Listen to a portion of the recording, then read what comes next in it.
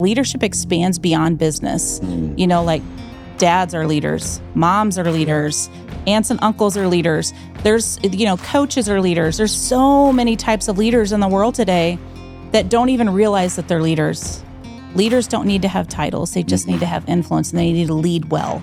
What if you asked questions instead of making statements? Because great leaders ask questions. They don't make statements. Like Jesus. It's just like Jesus. Yes, isn't it amazing? Yes. If your culture isn't healthy, what happens? Yeah. You begin to have retention issues. You begin to have leadership issues. It's always people over process. When you put process over people, whether it's your staff or whether it's your customer or client, when you put process over them, you have totally missed the mark of leadership. Wow. Be seen, be heard. Radiance Videography Podcast. All right, y'all, what's up? Hey, this is Jason Dames with Radiance Videography, and we have another podcast to bring to you. And I'm so excited to have my friend Amy Nunn with Next to Nunn. Amy has a coaching company for businesses that helps in leadership and culture and strategic planning and things like that. And so I'm so excited to be able to have you on and talk about all things like leadership and culture and stuff like that, because we were just talking offline. And we were talking about some really cool things. And I'm like, man, I can't wait to really dive into this on the podcast. So thank you again for jumping on here, Amy. Well, thank you so much for having me. Yeah, me and Amy go way back. We do go way back. Friends forever, family friends. Used to hang out with my older sister, Tracy, back in the day. Yeah.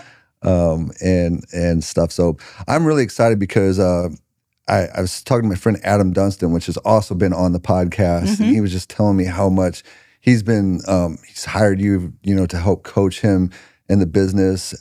They have an exterior company, and you've been able to really help Adam.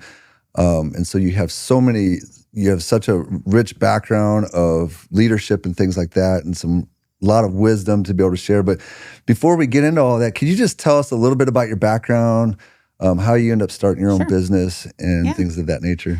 Yeah, I want to start with personal, because I think sometimes we skip over our personal lives. And the truth is that as we talk today, you'll hear this, like our personal lives and our business lives intertwine. And sometimes we forget in business about our personal lives and the things that are affected from that. And so my personal life is I've been married for 20 years, little over 20 years. And we have two boys. One's 18 this year and one's 17 this year. And my husband works in corporate America. He works for MasterCard. He's been there for, 17, 18 years. And so I love my husband. He's amazing. And so he's just such a genuine, kind-hearted, salt of the earth type. He is. He's okay. Just for transparency, my husband is 6'7". My 18-year-old 6'5", and my 17-year-old is 6'3". And so I'm 5'7". Surrounded by giants. I tell people I live in the land of giants because it truly feels that way. I'm just short compared to them, hilarious. But I'm not really short. It's just funny. So anyway, So that's my family, and I have a lot of other siblings. I think I'm one of 11. Parents divorced when I was young, remarried, had families. And so, I'm the second oldest out of all of those. So it's crazy. And I know you have quite a few siblings as well. Yes, yeah. It's a crazy thing. We were just talking about the Bodeker clan too. They got 10 as well. And it's like, man, there's we all grew up out in Warrenton area. So I don't know, maybe it's something they were feeding us out there. It's the water. Yeah. Don't drink the water. Don't drink the water. Oh, so yeah. So my business is called Next to Nunn, and what we focus on is leadership. One of the things that many people, I was just talking to a CEO earlier this week about leadership, and and we were just talking about, just leaders in the organization. I said, leadership expands beyond business. Like dads are leaders, moms are leaders. Aunts and uncles are leaders. There's, coaches are leaders. There's so many types of leaders in the world today that don't even realize that they're leaders. And they don't even see that they're leading. And so I remember reading John Maxwell's book, and he just talked about leadership equating to influence, and if you really boil it down to that, if you're a dad, you want to have influence with your kids, you want to Yeah. Doesn't matter where you're at. Yeah. But sorry to interrupt. No, you're totally fine. I was getting to that. You're right. Leadership is influence. And whether you're leading a small Bible study at your church, or whether you're, you have an assistant in your job and that's your only staff person, you are still leading. Even though you may not have a title of leader, leaders don't need to have titles. They just need to have influence, and they need to lead well. And so my business helps leaders lead well. And we primarily focus on a couple different things. Like you mentioned Adam, and I know he wouldn't mind me saying these things. I'm a certified practitioner with Everything DISC, and I really do believe that personality tendencies can hurt us or they can help us. So there's strengths and there's challenges in those. I don't like to call them weaknesses, because I think a weakness means that you're never going to get better at it, right? A challenge means that you have an opportunity to grow in that area. And so I don't call them weaknesses. I call them challenges or opportunities. Yeah. And Adam, for instance, he was just like, we just talked about some things, and his personality type is a D personality on the DISC profile, which they're dominant, results oriented, action oriented. They like to get things done. They're those people that they can leave dead body in their wakes, but man, they're getting stuff done, right? And so a lot of D personality people, they kick butt and take names. However, I often coach them in a way of like, what if you asked questions instead of making statements? Because great leaders ask questions. They don't make statements. It's like Jesus. It's just like Jesus. Yes, isn't it amazing? Yes. So we help leaders lead well. We focus on businesses. We work with small to medium-sized businesses with over 20 employees. And culture is so important. It's such an important piece of the business that often at the beginning of a business, there's a really great focus, and it's talked about in the business, but how many of your team members actually retain what that means, the culture? I was talking with a CEO the other day, and he said this. He goes, my team knows it, and yeah, they know our core values and they know our mission statement. And I said, okay, tell me how you're teaching them that. How are they learning that? Well, we talk about it in every meeting. And I said, who's talking about it? Well, myself or one of the executives. I was like, okay. I said, when was the last time maybe you asked one of them to tell you what one of the core value means? Never. Well, yeah, we don't do that. And he goes, I don't know why we don't do that. We should do that.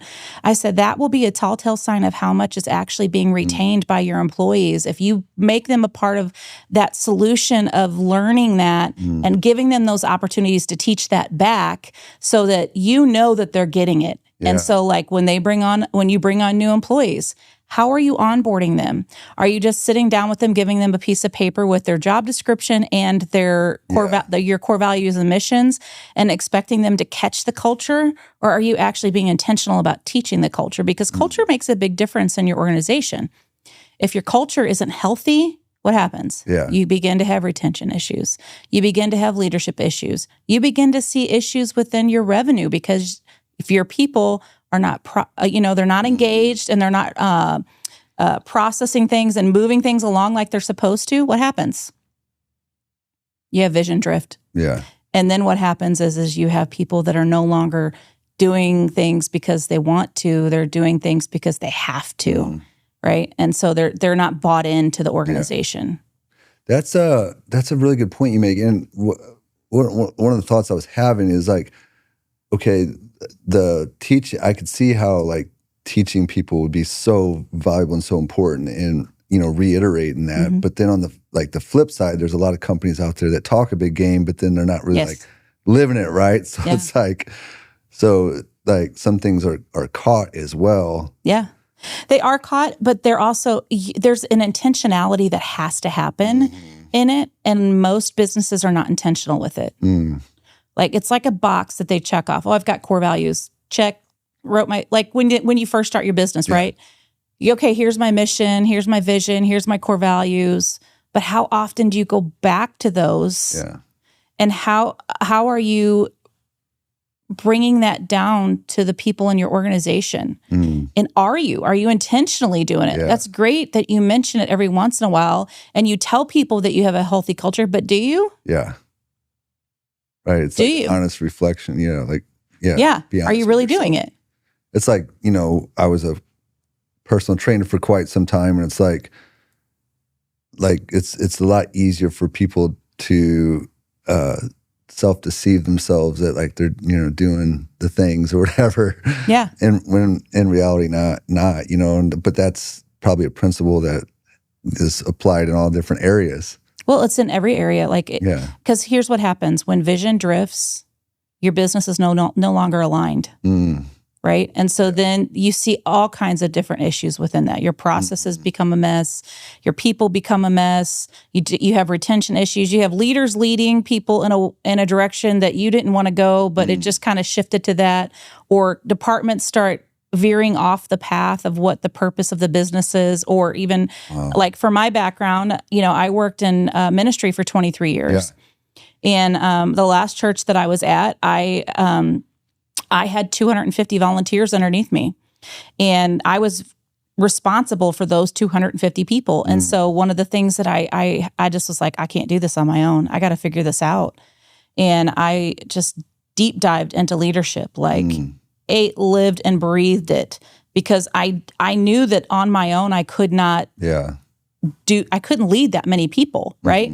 And in that deep dive, one of the things I saw was that Jesus was an incredible leader. And so I looked at what were the things that stood out about Jesus and how he led, right? And so one of the biggest pieces of it was he was there for the people.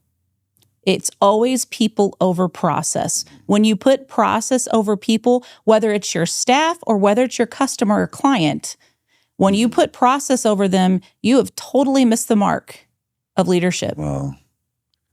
That's huge. I mean, we were talking a little bit about that right beforehand. I grew up working in corporate America, and there's that basically ends up being like you're just a cog in the wheel. And you were talking about how your employees are your greatest assets. Yeah. And if you're employed, to me, it's like, man, if your employees love what they do, they get on board with the vision, and they get paid decent amount. They're gonna climb over mountains to be able to take offer a great service. If you're offering a great service, you're gonna be able to charge really good money, and everybody gets to win, right? But if they hate being there, for me, it was I had a pit in my stomach every time I went to work. I just couldn't stand it. I was looking at the clock, as far as what time is it to be able to get home. I don't know. It was just, I think it goes along with what you said. It was more about what's in your pipeline than what your customer service was like and stuff. Yeah. I mean, it's so true. I look back on, I started as a worship pastor. And when I was there, I noticed that there were some things so we called the stage, a lot of people call it a stage. We called it a platform because a platform is a place of influence and a stage is a place of performance. And in the ministry and church world, you don't want people performing. You want people, to influence the atmosphere and that. But what I saw, there was a lot of character issues and a lot of issues that people were up there just to be seen. And so I created some curriculum that we took our teams through, and in 15 months we went from 50 people to 180 people on our team. Why? Because we invested in them. We made sure that they knew that we cared about them beyond what they could do for us. We cared about, what would your future be if you left here? How are we investing into you? Yeah. Right. And so that's what I did with my next teams that I had. I had 250 people under me. Right. So I'm like, okay, I can't touch 250 people. It's a lot of people. So what am I going to do? So I started creating leadership structures. And remember, these are volunteers. These are unpaid people, right? That they have full-time jobs. Some of them are working, high-level leaders working 60, 70 hours a week. How can I have them lead in a capacity that doesn't overwhelm them, but brings them joy and energy from leading these teams? And so I created these structures. And I remember probably one of the last things that I did with my team, with my leadership team before I left, I had them all to my house.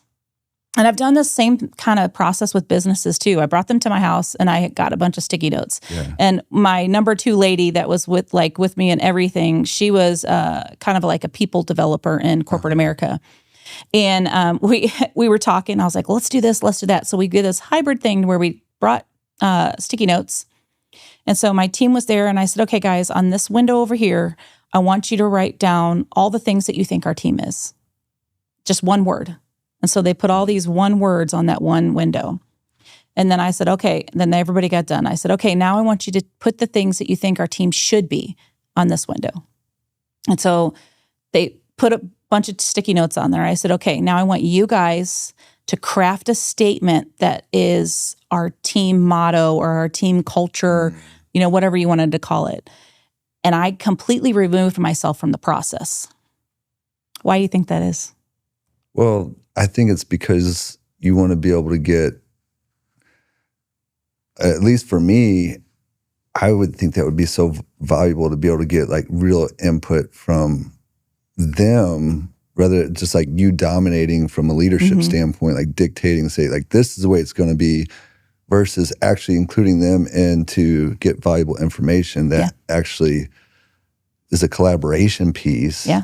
And then everybody not only feels good, but then you come out with so much probably better wisdom and insight that you can, at least that's the way I would kind of look at it. Yeah. So, there's a spider. Oh my gosh. Ooh. I do not like spiders. Sorry. That was crazy. Yeah. Don't put that on the podcast. That's all in my hand. I got spider guts. Sorry. I don't like spiders. That's crazy.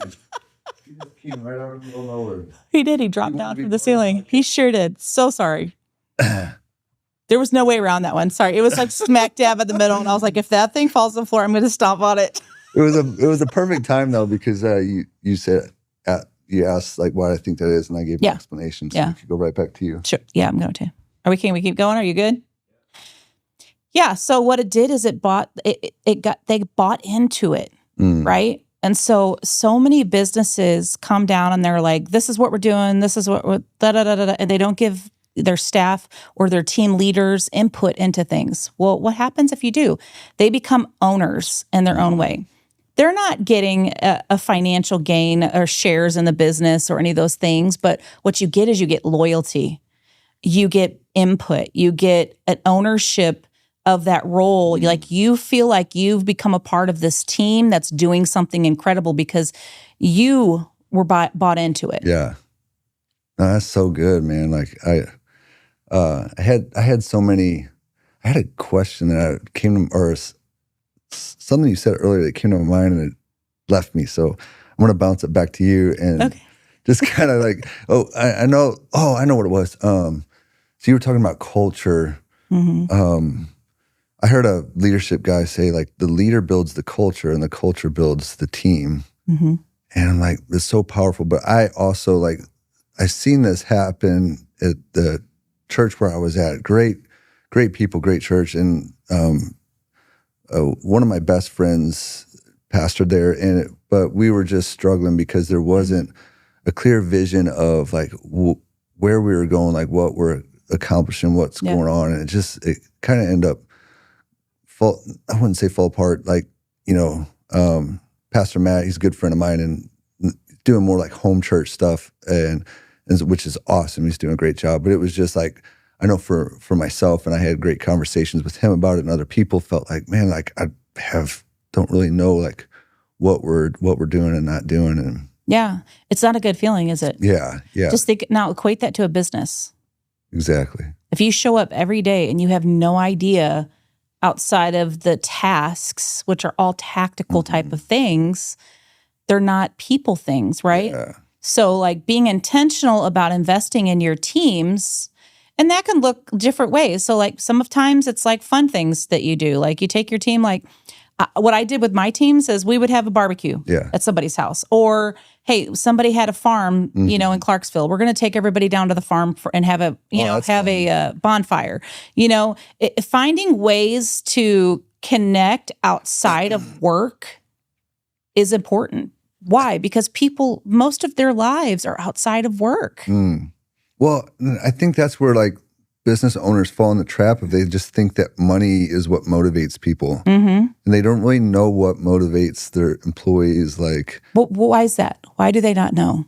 Because they've never, like you said, never asked questions. They never really got to know their people and like spend that hard. I mean, Adam talks about that. It's like spending the hard part of knowing your people. For me, like money was never how much is in the pipeline. For me, it was like I love helping people, right? Like it's like if I feel like I'm not helping people, then it doesn't matter. Or like you said, like having that feeling the community and things like that, like that, those are going to be the things that probably motivate people more, and they enjoy, like if they know that they're cared about and loved. I had somebody tell me, an executive one time tell me, they're like, well, I'm just creative. Like I don't do the whole people thing because I'm a creative, so I'm not good at that. And I pushed back and I said, but you're not trying. Mm. Like I have an executive that I'm working with right now out of state. It's a pretty large organization. Yeah. And, we just went through a bunch of assessments with him, right? And personality wise, he's probably a little bit more introverted, probably a little bit more C personality, which a C personality and the DISC profile is like very analytical and logical numbers. They're really slow analysis. They like to analyze. So like analysis paralysis is huge for those type of people, right? But they're not always great at relationships, right? Those are one of their biggest challenges is the relational part of things. And so coaching, I want to say this first. Coaching is not me telling you what to do. Coaching is me asking you questions to evoke an awareness in you so that you grow in your emotional intelligence and also become aware of your blind spots. Okay. Right? Because all of us have blind spots. So because there's like a lot of misconceptions. There's a lot of, like, I'll be honest, the coaching industry is completely saturated right now.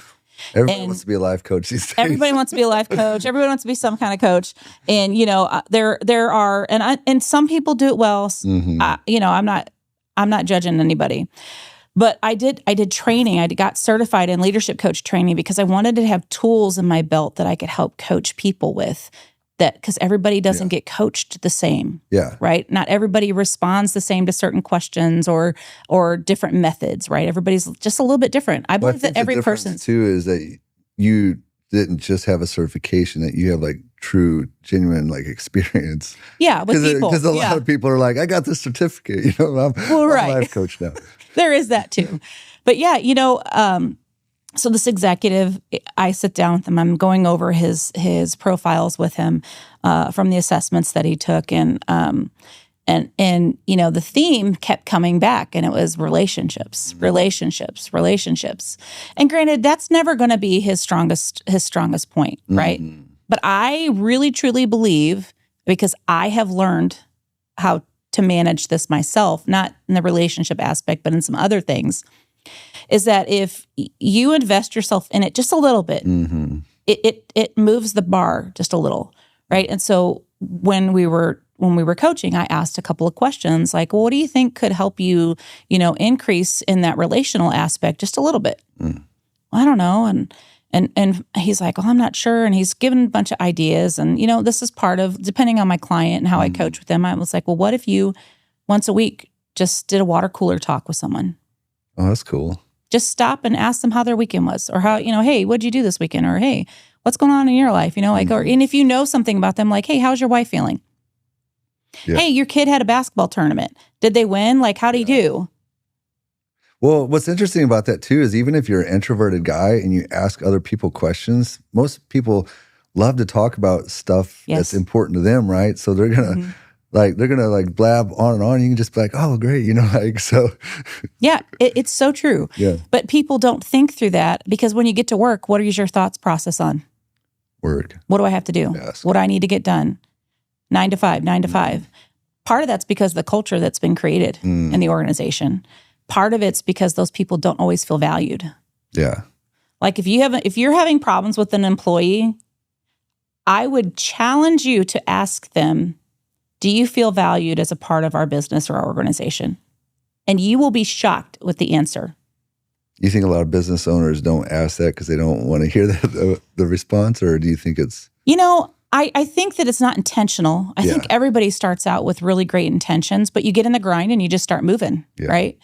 And I actually was talking to a different CEO earlier this week about this. And what happens is like as you're in it and you're going, it's almost like you're so focused on what you're doing, but you're not always focusing on the right thing, right? And as a business owner, you also have to be an executive and the CEO. Yeah.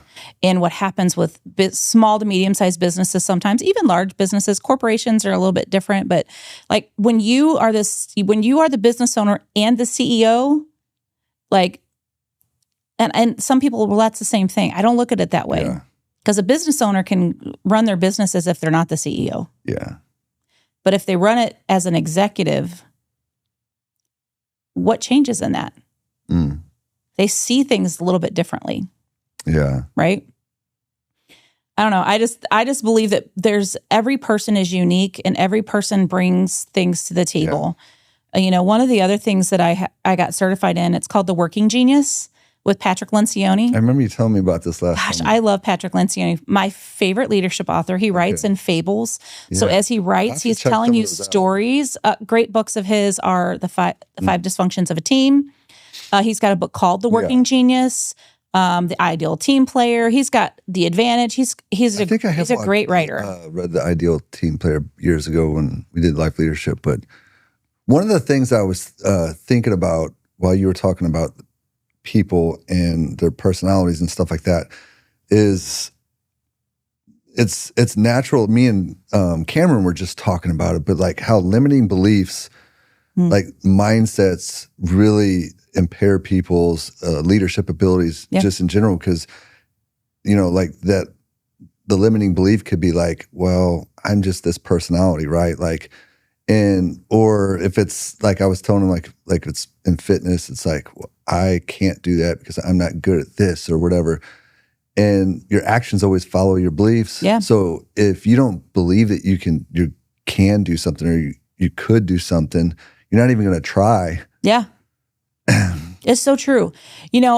So with the DISC profile, there's some people pinpoint people into like saying, hey, Jason, you're an I personality, so you're never going to be good at these things, and these are the things that you're good at. And I don't agree with that. The way that through the training that I did to become a certified practitioner with them, it shows that these are tendencies, and different tendencies have different levels for different people. Because, I mean, like the truth is so. I know I'm throwing this out here, but I wrote a book called Dirty Lenses, and it's about your perspective. And our perspective is based off of our past experiences, our biases that we learn, our emotions, how emotional of a person are we? So all of these things affect our perception, and those in turn affect our personality. Yeah. Right? And our tendencies, because if we are a little bit more sensitive, there's certain things within our personality tendencies that are going to be affected by that. Yeah. Right? So like everybody's so unique and no person is exactly the same. Yeah. And we want to have these cookie cutter, development for people that, like I've even seen, I don't believe in I don't do programs per se. Okay. As a coach, as a business owner, I do, because I think every business is even unique because it's led by a person who is also unique. I love that approach because I think that's just generally true of everything. I mean, there's context and there's variables to everything. Like, especially like when I was coaching with health, like every person, like if you try to put together one like cookie cutter, like this is the way everybody does stuff, man, there's so many different variables in one person's health versus the other. And there's a lot of complexity there. And sometimes it's like trying to unravel those to be able to figure out what's best for that person at that particular time. But I think what you're saying too is the same applies in business, and I think that's so true. There's so many different variables and context to understand like what type of people and personalities and all that stuff. And good stuff. So we tailor our solutions. So one of the things that I just finished, we do have a program, but the program is we go into your business and we culturally audit your business. I don't want to see your financials. I don't want to see all the numbers. What I want to see is I'll interview the executives. I'll interview the the next level of leadership that you may have within your organization, and then I'll interview pieces or assess some of the staff or all of the staff, depending on how they want to go through with all that, whatever business it is. And what I get back is information, right? And the information that I get back tells me a lot. It's an analyzation of the business from a non-financial standpoint, right? Great, you made $50 million last year. Awesome. Your teams, your staff doesn't like working here. Yeah. So that's why you have many places like that. That's why you have a 30% retention issue. Yeah. Because you have revolving people, because it's not a good environment. It's not a culturally good environment for your staff. And I can't imagine how expensive it is to like retrain people all the time. And well, yeah. If they even have a training program. Right. I worked with a business a couple of years, maybe about a year and a half ago, and they had about 100 staff. And when I started working with them, I was like, okay, what's your hiring process? Well, we don't have one. I was like, what do you mean you don't have a hiring process? Like, you have 100 staff. How did you, like, what? And then I'm like, okay, well, what's the onboarding? Well, we don't have one either. Everybody just kind of, each department kind of does their own thing. And I was like, okay. And I was like, great. So like, let's address that first, because that could be one of the biggest reasons that you're not able to keep employees. Yeah. So there's little things that come out of these audits that you see within the organization. And a lot of times, CEOs, business owners, they know there's a problem, but they have no idea how to see it. Right? Probably so overwhelming. They just don't even,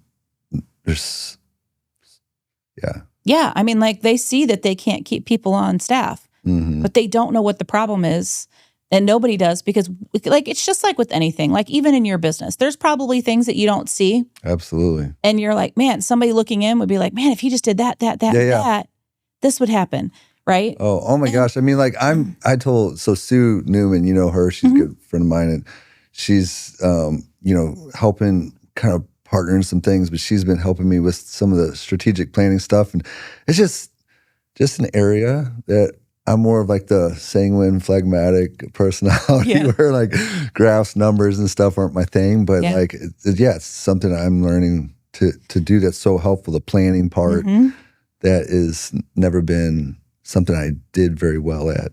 And you know what? We tend to, as business owners and leaders, we tend to ignore the things that we're not good at, and then just expect that they're going to get better.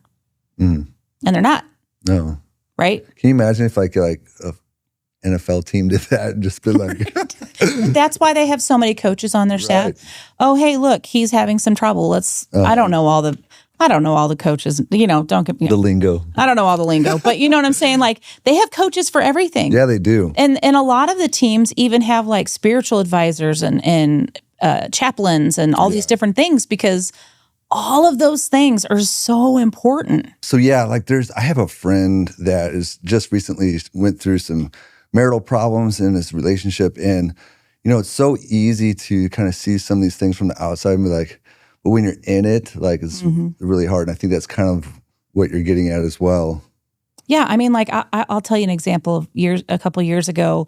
I was coaching this gentleman, and he's like, I'd really like my wife to work for my company. And I said, oh, okay, well, tell me why you want your wife to work for your company. No, I take that back. My first question was, well, does your wife want to work for you? And he's like, no, it's been a really point of contention in our marriage. And I said, oh, okay. I said, well, why do you want your wife to work for you? Like, just curious. And he's like, well, and he started sharing some things about how they had lost a son. And then as they've gotten older, they just don't really do things anymore. And because of my background in ministry, I was like, well, you don't have a business problem. You don't have a problem even with your wife. What you're missing is you're not spending time with your wife together. And so you guys have a marriage problem. Yeah. And I was like, let me recommend a book. And I did. I recommended the 5 love languages. I was like, you guys need to relearn how to love one another the way each other needs to be loved. Yeah. And, when that happened, like his business that next year increased by 21% revenue. Really? Yes. Wow. And that's why I tell people. I bet you he was just so much more happier, which meant translate into every aspect of the business. And that's why I say your personal life matters. I said that at the beginning. Your personal life matters. Full circle. That's good. It's full circle because it's your job is not just you going and clocking in 9 to 5.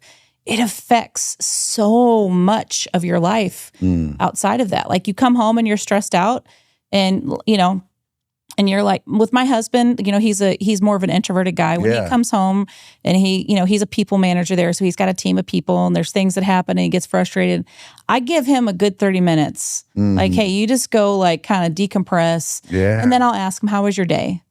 Right. And then he'll start telling me about his day and he'll tell me all the things and I just listen. That's right. Good. Just because like he can't say the things at work that he wants to say to me at home because it's an unfiltered, raw. Yeah.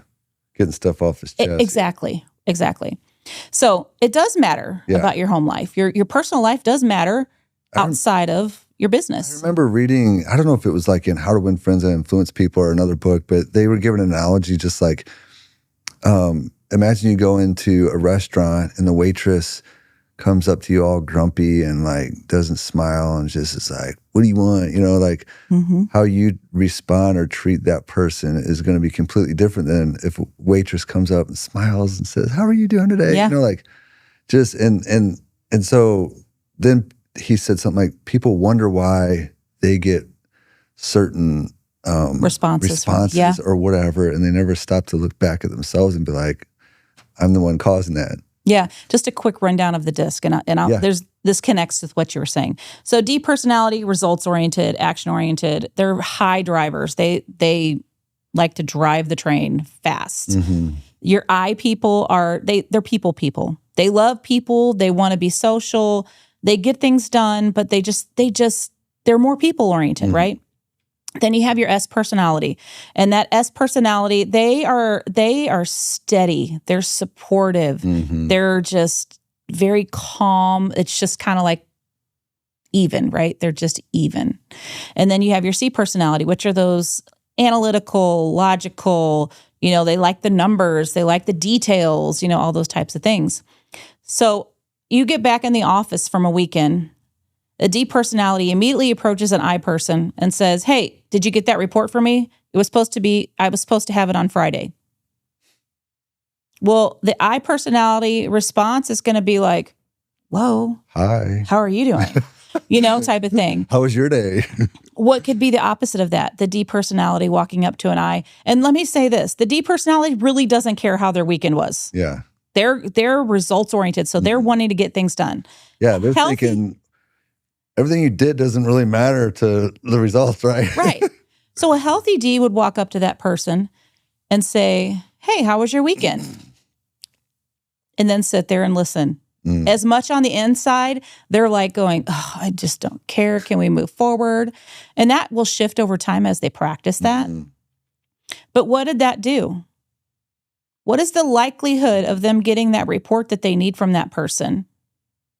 Yeah, so much better. Much faster, right?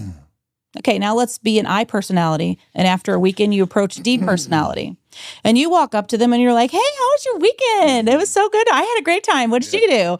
And they're like going, I got stuff to do, in their mind, right? Right. The best way to approach them would more or less be if an I was approaching a D personality, like, hey, I hope you had a great weekend. If you could get me that report that we talked about last week by today at 5:00, I would really appreciate that. Yeah. That's it. So being able to communicate and understand other people, you understand yourself, and then by understanding yourself, you then begin to understand others, right? Well, it's like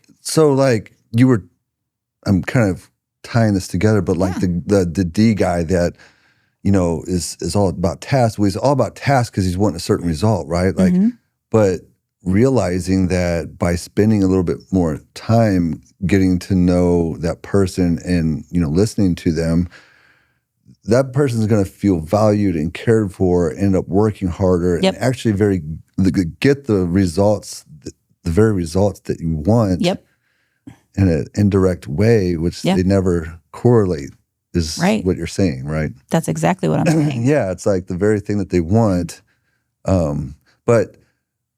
But the inverse of that is it's kind of like with personal training when I would coach people is like, they would say like, they would already be stressed out, like with all this other stuff. And then they'd add a bunch more workout and all that other stuff, which was actually being counterproductive, because if you add stress to more stress, it ends up like, not working in your favor hormonally in your body. Right. And it kind of, you end up having the adverse reaction. And I think it's kind of similar in what you're talking about is like, the D doesn't really realize by being task oriented, he's actually affecting the actual result that he wants in a negative way. Yeah. I do a free training for businesses, and it's just a 1-hour thing. And I go in and I talk about the disc personalities, and I talk about how to approach people. How do you, like, I did this at a real estate event a couple weeks ago, and I brought it and I said, okay, how do you recognize when someone is buying a house is a C personality, where they're more focused on the numbers versus the aesthetics of it, right? Yeah. I give this example, and this is kind of what I usually share this story in the training. It's about me and my husband, but it relates to anybody with the personality pieces, right? So my husband's a C personality. He's all C, and I'm an ID. So I'm kind of like right on the line of the D and the I, right? So I shared with you guys how tall my family is and all that thing. Well, I had this when they were younger. I had a Kia Sorento. Okay. And as our boys grew, like they weren't fitting in the back seat anymore, right? Because even my husband sitting in the front seat was so far back because he just has nowhere to go. I can only imagine a guy being that big. That's a small car, isn't it? It is a small car. So knowing my husband and how he processes information, I was like, okay, I have to approach this very, very carefully, because for me, I see the problem. Hey, we need to go buy a new car. I was just like, hey, let's just go buy. In my mind, I'm like, let's go buy a new car. But my husband doesn't process that way. It's got to make sense numbers wise. Yes. So I said, hey, have you noticed the boys in the back seat of my car? And he's like, yeah, Isaiah's knees are in my back. I was like, okay. And I didn't bring it up again because his personality type wants to process through the problem, right? They're going to analyze the problem. So a couple weeks later, I did some research, which is not my forte. I mean, I do like looking at some different cars and stuff, but like, I did research specifically in mind of what my husband likes to look at, right? So a couple weeks later, I said, hey, babe, I wanted to give you this. I did some research on some vehicles, and it looks like a full-size SUV is going to be the best way to go. Here's the two that have the most leg room in the back seat as the boys continue to grow. I just wanted to give it to you. And I gave it to him, and I didn't bring it up again. And then a few weeks, probably about 3 weeks later, he came to me on a Saturday. He's like, hey, let's go test drive some cars. I was like, okay. And someone did say to me once in one of the trainings, well, you manipulated him. And I said, no, I gave him the space that he needed. Sorry, that was my son. I'm sorry. No, you're good. I gave him the space that he needed to process the information. I had already processed the information and was ready to go. But he doesn't process as fast as I do through things. So I would push back on the manipulation piece too, because the way I think about it is Jesus talks so much about like the heart, and because all of your motives and everything stems from like the heart and who you are as a person. And so I always think about like, he said a good tree bears good fruit and a bad tree bears bad fruit. And so if your heart's not right, like you could do good things from the wrong heart, or you could end up doing something bad from a good heart that was, you know what I'm saying? So it's like, it sounds like to me in that case, you were valuing him more like from a good heart. Than the outcome. Yeah, to make him feel valued and included in the situation versus it was being something just to get what I want. Like it all stems from a heart condition. Yeah, like it's similar to my staff. Like I had an assistant that was a totally different personality than I was, and I had talked to her about some things that I saw and some things that we needed to shift and change, and she wasn't the same personality as me, and so when I talked to her about it, I was like, hey, I'm just going to let you chew on this, and then I would love your feedback after you've had some time to kind of look at this. Yeah. And, some people would lead in and say, these are the changes that we're making. Here's what we're doing. But here's the thing. Sometimes what happens is you're not in the weeds of things, so you don't know all the things. Like she brought back to me some things that was like, hey, I noticed this, and this, and here's how it's going to affect the current process. And here's what, and I was like, oh man, you're right. Let's see. What do you think we could do to mesh these two things together? Like the feedback that you've given me and the thing that I created. And we did. And we created a great process that was for people. Yeah. Right. Yeah. And it worked really, really well. And so, but like understanding that you don't have all the answers all the time as a leader is really important. Yeah. Well, it's like the reverse or the opposite of that is like arrogant, cocky thinking you do have it all together. And it's like, nobody wants to follow somebody that, is arrogant anyways and thinks he has all the answers. And if he does think that way, in my mind, it's like, I want to run from that guy. Well, yeah. And, there can be most, I would say not all, there's a lot of people in executive leadership that tend to have a personality more towards the D, where they lead very much out of results and all of those types of things. And, I actually worked for one of those, an executive one time that was very much like that. And it was, I don't care about anything I don't want to hear about anything in your life. I want you to focus on work. I want you to do this and do this. And, when I would kick something back or challenge something like, hey, well, can you help me understand that? No, you just need to go do it. Yeah. Like that, to me, that's not a leader. No. A leader doesn't like that is an authoritarian type of leadership that is really no longer relevant. It's insecurity too. It's like it's people leading out of insecurities and like you feel threatened by everybody all the time. It's like, leadership has really changed over the last, I'd say 20 years. Gone is the authoritarian leadership style. Very few businesses or very few people that try to lead that way are successful. Yeah. It has really become more collaborative, and you can tell when you walk into a business if there's a collaborative environment or if there's more of an authoritarian environment. Yeah, I mean, like you said, it always really goes back to culture and the leader. Yeah.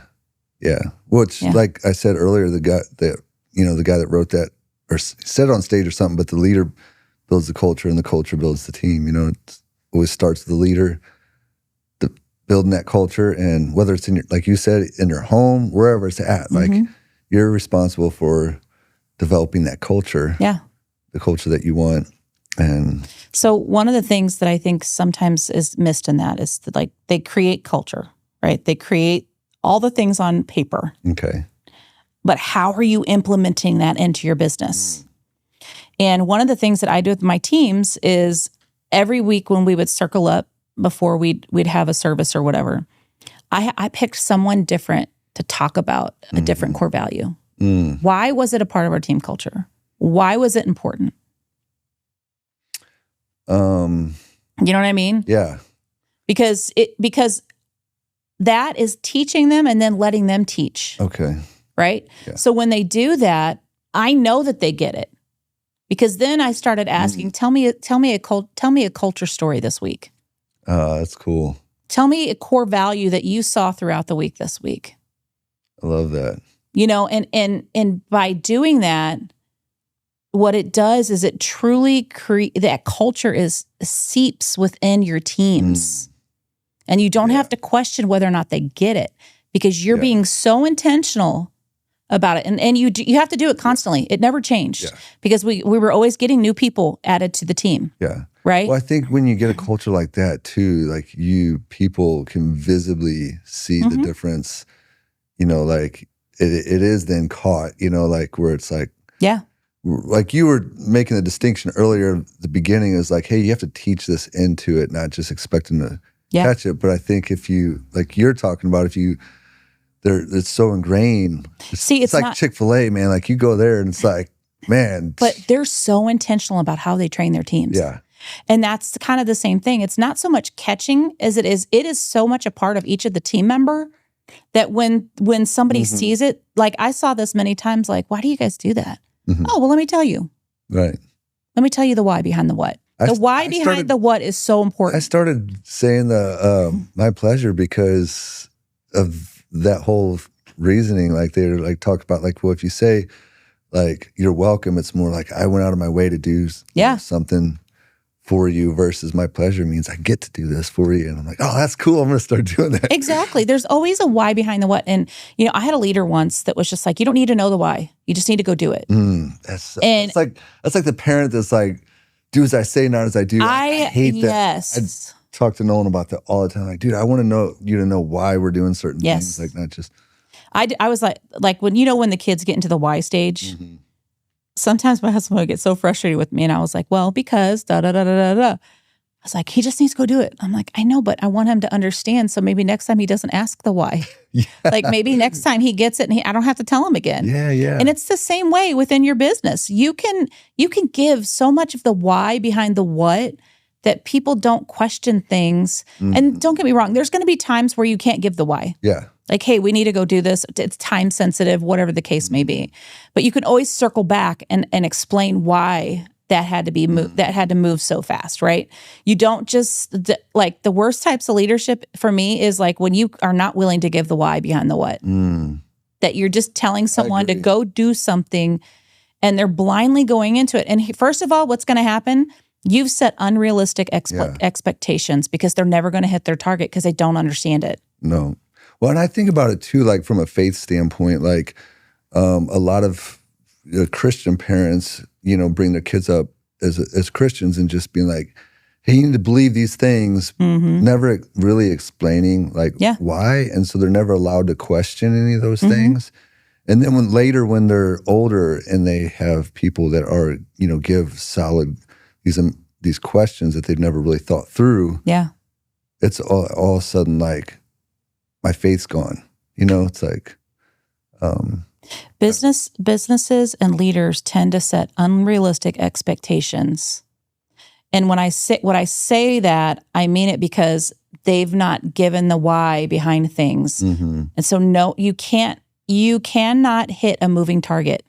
That's a good point.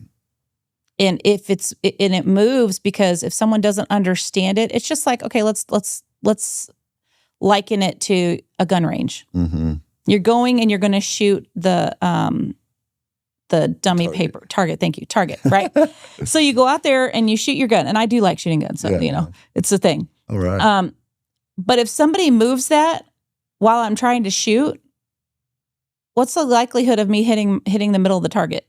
Not very good. Very good. Especially if it's me, because I'm a horrible shot. But it's the same thing in business. If you're constantly moving the target with no explanation, that's good. And you've set in expectations that, hey, you will start into it and you're like, you have to hit the middle of the target. Okay, great. I'm gonna hit it. Here's what you need to do. Okay, that's what I need to do. But then you move the target, but you haven't communicated that you moved the target. Your expectations have shifted, but you never communicated that to your team. Yeah. How many times do you see that happen? You're supposed to be a mind reader, right? Right? It's like in a husband relationship deal, you know, like, I can't read your mind. You know, my husband, he told me this one day. He goes, I'm kind of thankful that you're really pretty direct with me. And I'm like, well, I am too, because like I'm appreciative that he appreciates that. Because if I'm having a bad day, I'll walk in the door and I'm like, babe, I'm in a bad mood. He's like, okay, why don't you go take 30 minutes and by yourself and exactly. You know what I mean? And my wife says it all the time, like I'd much rather have somebody be straightforward and honest than to be talking, you know, behind the back and saying one thing, but then acting this way in front of you. You know?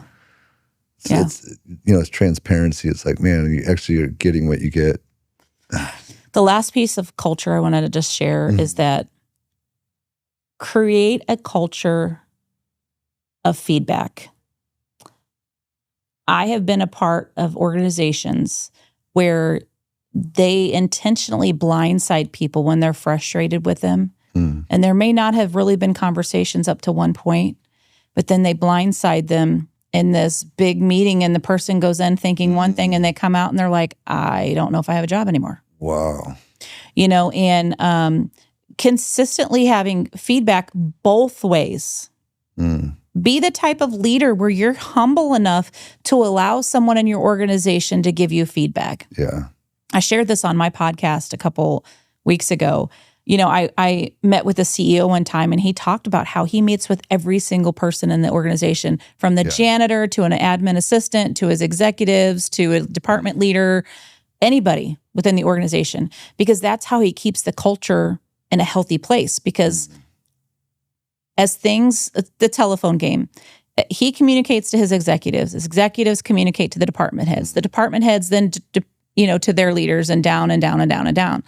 It can become so diluted by the time it gets to the very bottom that they don't have a clue. Yeah. And over time, what happens is you have such vision drift in that organization and such an unhealthy culture, because things are not communicated clearly and the expectations are not set from the top down. Yeah. Right. And so that's good. This CEO meets with anybody and everybody in the organization. Oh, that's really good. Because he can keep his pulse on the organization and the culture. Yeah. Well, then a good leader would take responsibility and say, like, if something's failing, I haven't communicated enough, rather than blaming everybody at the bottom, which is, I think, what a lot of times people do. Well, he's a great leader. He leads out of authenticity. So they have hard conversations. You can have if something happened and you had to talk to your leader, man, you have open door policies there. Man. Like, they can go straight to their leader and say, "Hey, this happened, and this, you threw me under the bus," and da da da da.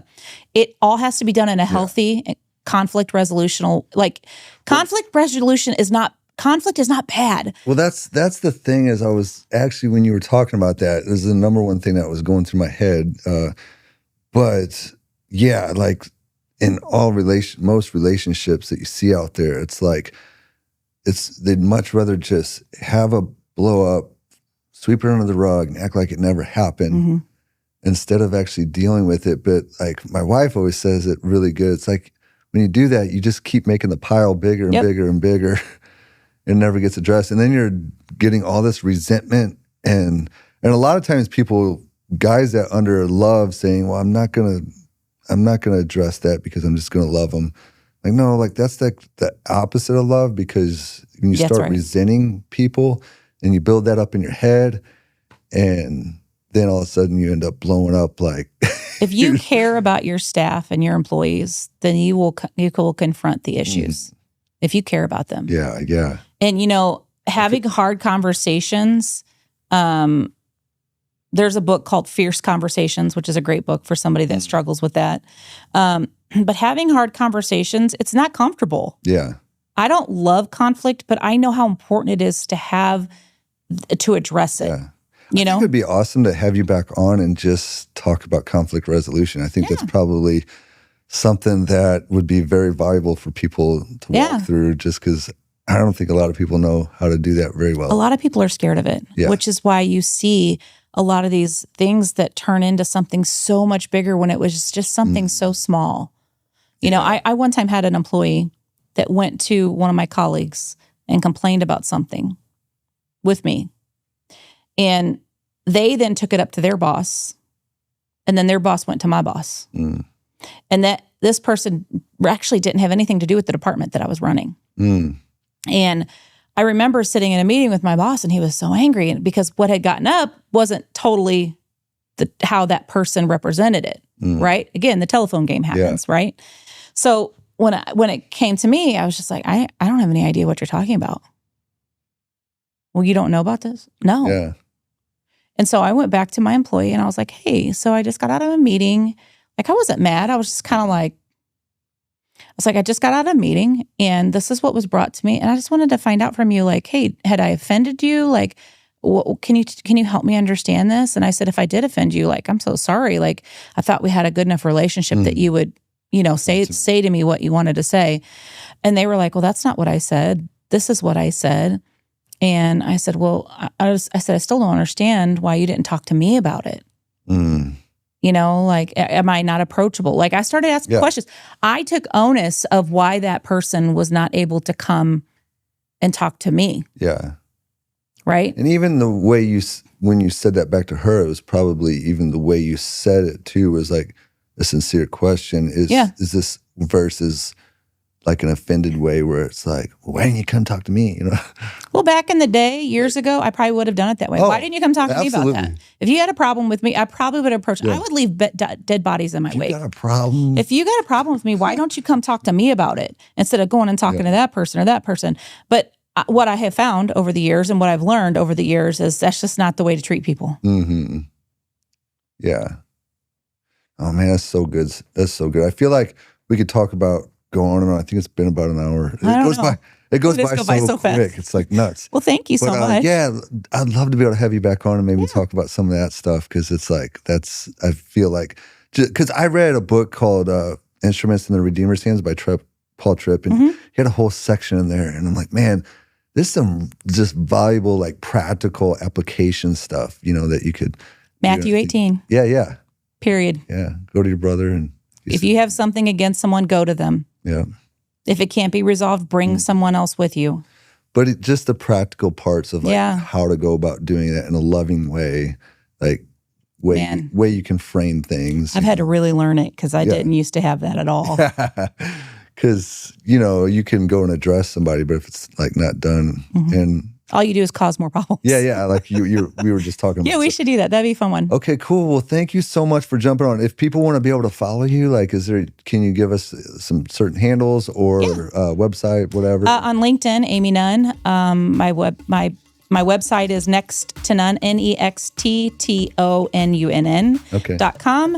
I'm on Instagram, Facebook. My business is Next to Nunn on there, and then also you could follow me personally. I don't care. Yeah. Amy Nunn, Amy K. Nunn on Instagram, Amy Nunn on Facebook. So That's awesome. Well, thank you so much for jumping on. And we'll be sure to put those links in the description below. Guys, if you like this information, please subscribe, like, and share.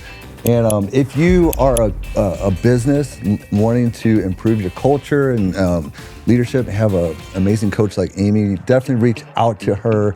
I think she would be an amazing asset to your business. With that said, guys, I hope you have a great day and God bless you.